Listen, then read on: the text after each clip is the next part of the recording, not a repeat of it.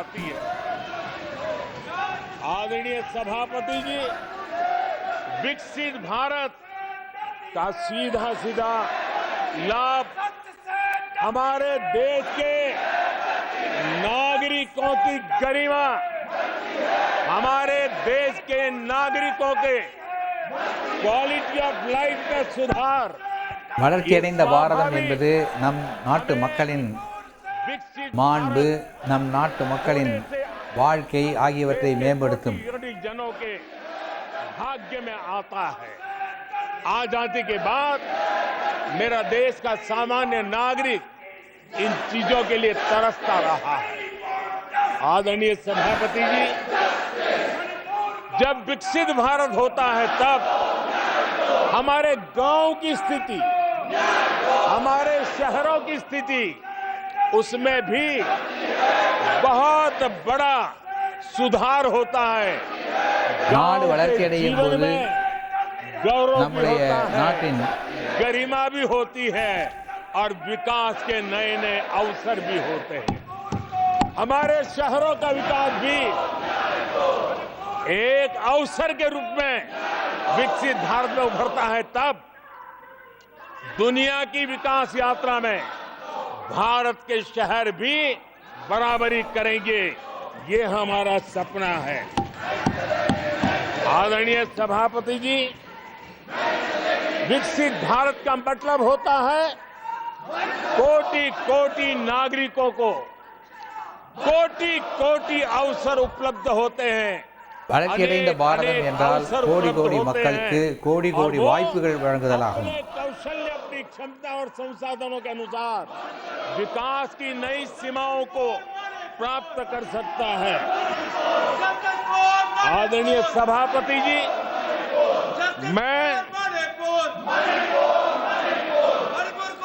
आदरणीय सभापति जी,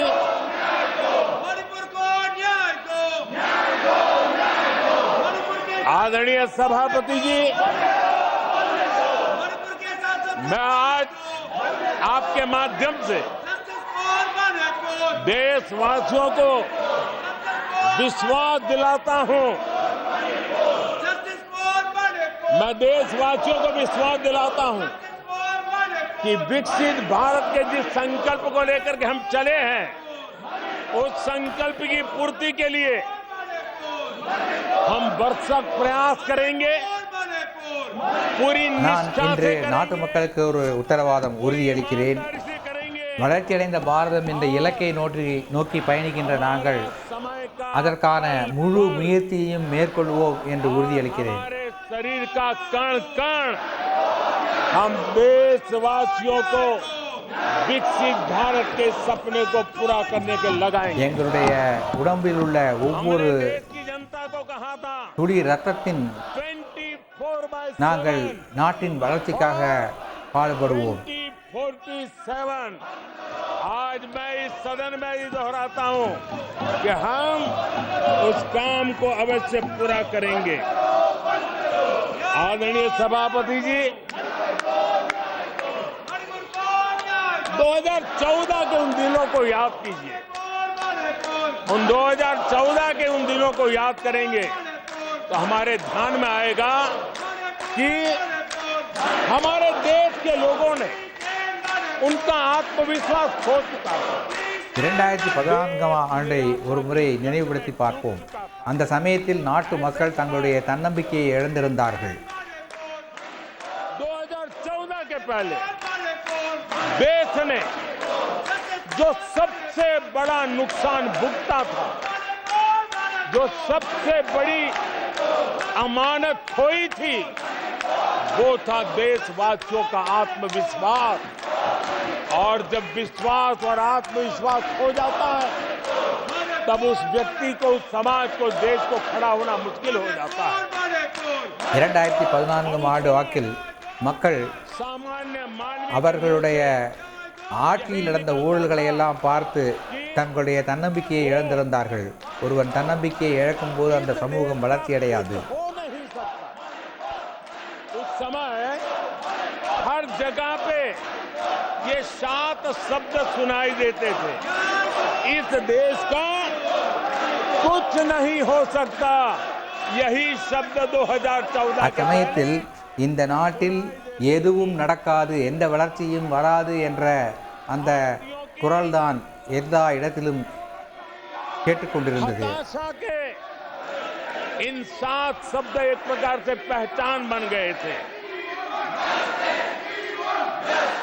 उस समय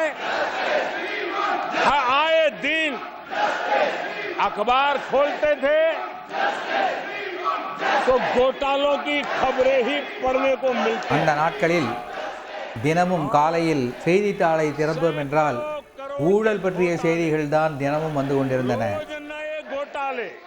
கோடிக்கணக்கான ரூபாய் ஊழல்கள், தினம் தினம் புதிய ஊழல்கள்.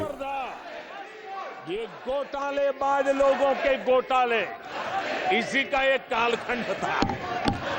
ஊழல்வாதிகளின் ஊழல்கள், இதுதான் அந்த காலத்தின் சிறப்பு. बेशर्मी के साथ सार्वजनिक रूप से स्वीकार भी कर लिया जाता था कि दिल्ली से 1 रुपया निकलता है तो 15 पैसा पहुंचता है. வெட்கமே இல்லாமல் டெல்லி அரசிலிருந்து 1 ரூபாய் அனுப்பும்போது அது 15 பைசா தான் மக்களுக்கு போய் சேருகிறது என்ற அறிக்கை வேறு விட்டார்கள். देश को निराशा की गर्त में डुबो दिया था. இவையெல்லாம் पैरालिसिस था. நிராசை என்ற நரகத்தில் மக்களை மூழ்கடித்து விட்டது. भाई भतीजावाद इतना फैला हुआ था அந்த சமயத்தில் जिसके लिए சொந்த உறவினர்களுக்கு आशा छोड़ चुका எல்லா பதவிகளையும் வழங்கும் அந்த பாய் பதீஜாவாதம் नहीं है तो जिंदगी अटक जाएगी. ये स्थिति पैदा हुई थी. गरीब को घर लेना हो हजारों रुपये की रिश्वत देनी पड़ती थी. ஒரு ஏழை வீடு வாங்க வேண்டும் என்றால் ஆயிரக்கணக்கான ரூபாய் லஞ்சமாக கொடுக்க வேண்டியிருந்தது. मेंबर पार्लियामेंट के यहाँ, सांसदों के यहाँ अच्छों को चक्कर काटने पड़ते थे और वो भी பாராளுமன்ற உறுப்பினருடைய அலுவலகங்கள், சட்டமன்ற உறுப்பினர்களின் அலுவலகங்களுக்கு आदरणीय सभापति जी அடிக்கடி சென்று வர வேண்டியிருந்தது. मुफ्त राशन भी पता नहीं कब बाजार में दुकान पे बोर्ड लटक जाए, हक का राशन नहीं मिलता था, उसके लिए भी रिश्वत देनी पड़ती थी. और हमारे ज्यादातर भारतीय भाई बहन इतने निराश हो चुके थे कि वो अपने भाग्य को दोष दे करके, अपने नसीब को दोष दे करके जिंदगी काटने के लिए मजबूर हो जाते थे. आदरणीय सभापति जी, वो एक वक्त था 2014 के पहले जब वो 7 शब्द हिंदुस्तान के जनमन में स्थिर हो चुके थे. निराशा की गर्त में डूबा हुआ समाज था. तब देश की जनता ने हमें सेवा करने के लिए चुना. இவ்வாறு அனைத்து துறைகளிலும் நிராசை அடைந்திருந்த மக்கள் எங்களுக்கு பணியாற்றுகின்ற ஒரு வாய்ப்பினை வழங்கினார்கள். செய்திகளை உடனுக்குடன் தெரிந்து கொள்ள உடனே சப்ஸ்கிரைப் பண்ணுங்க.